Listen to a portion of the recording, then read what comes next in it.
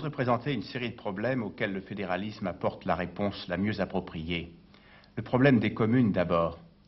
Françaises, Français, savez-vous que 80% des impôts que vous payez vont à l'État, alors que les communes et les départements n'en reçoivent que 20%.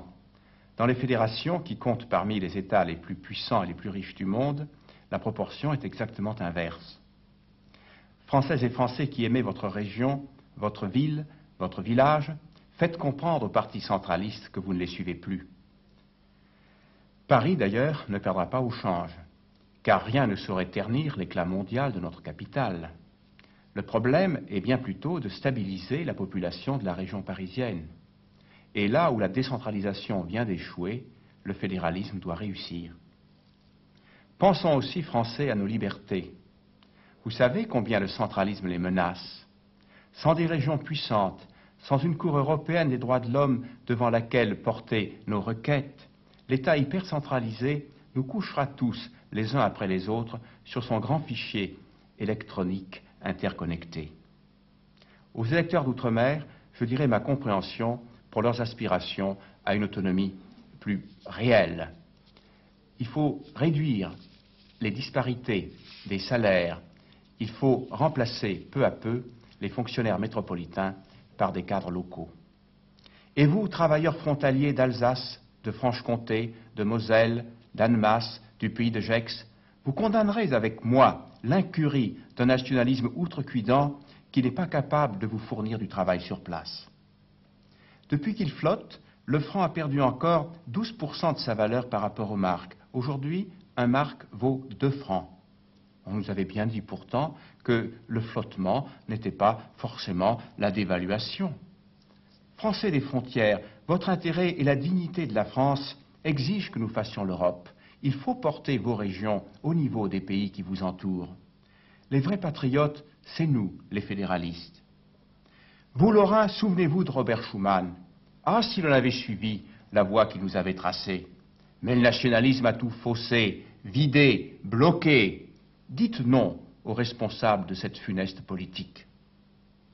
Et vous, nos frères catalans, de Salsa Guardamar, et vous, les Basques, nos frères en la souffrance et en l'espoir, soutenez le candidat de l'Europe des peuples. L'Europe ouvrira les prisons. Vous n'êtes pas seuls, on pense à vous, et nous vaincrons ensemble. Français de partout, vous vous étonnez peut-être de n'avoir pas vu mes affiches sur les panneaux et de n'avoir pas reçu ma déclaration. D'incroyables difficultés de tous ordres, érigées comme un plaisir sur mon chemin, me placent aujourd'hui dans une situation de discrimination moralement inacceptable. Vous pouvez constater la vérité des faits que je vous signale, et vous admettrez que les règles du jeu ont été faussées à mon détriment. Les résultats de l'élection ne pourront donner une idée véridique de la force réelle du courant fédéraliste dans notre pays. Aujourd'hui, pour la première fois, malgré l'obstruction dont je suis la victime, les fédéralistes et les régionalistes ont l'occasion de parler à la France entière. Je sais que certains d'entre vous s'interrogent et se demandent s'il ne serait pas plus utile de voter pour un candidat centraliste. Disons-le avec force, si les fédéralistes, si les régionalistes s'orientaient dans ce sens, ils commettraient une erreur impardonnable.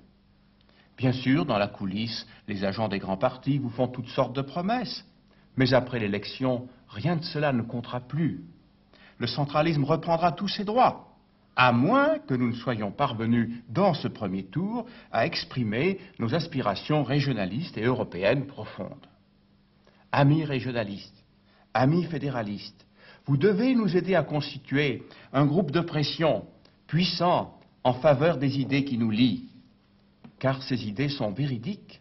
Vous ne devez pas les trahir, vous ne devez pas vous laisser berner.